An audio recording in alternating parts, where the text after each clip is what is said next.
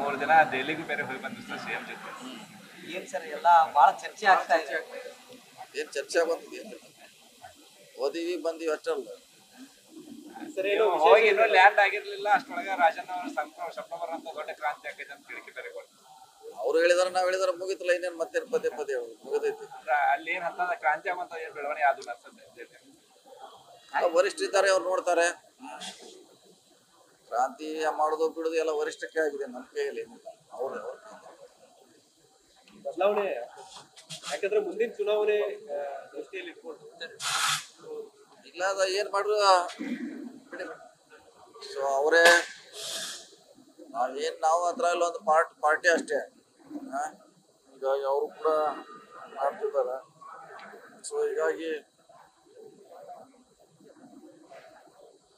ಮುಂದಿನ ಸರಿ ಸತೀಶ್ ಜಾರಕಿಹೊಳಿ ಅವ್ರ ಮೇಲೆ ಕೂಡ ಸಾಕಷ್ಟು ಜವಾಬ್ದಾರಿ ಬರುವಂತದ್ದು ಬಹಳ ಮಹತ್ವ ಅನ್ನುವಂಥದ್ದು ನಿಮ್ ದೃಷ್ಟಿಯಲ್ಲಿ ಇದೆ. ಅದಕ್ಕಾಗಿ ಇನ್ನು ಅದೇ ಹೇಳಿದ್ರಲ್ಲ, ಅದೆಲ್ಲ ವರಿಷ್ಠ ಬಿಟ್ಟು ಸರ್ ಈಗ ಕಾಯ್ಬೇಕಷ್ಟೇ ನಾವು. ರಾಜಣ್ಣ ಇವತ್ತು ಏನಂತಂದ್ರೆ ಮುಂದಿನ ಕೆಪಿಸಿಸಿ ಅಧ್ಯಕ್ಷರು ಸತೀಶ್ ಜಾರಕಿಹೊಳಿ ಅದು ನಿಜನಾ? ಏನ ಆ ರೀತಿ ಏನಾದ್ರೂ ಚರ್ಚೆ ಇಲ್ಲ, ಅದು ಅವ್ರ ವೈಯಕ್ತಿಕ ಅಭಿಪ್ರಾಯ ಅಷ್ಟೇ ಇರೋದು.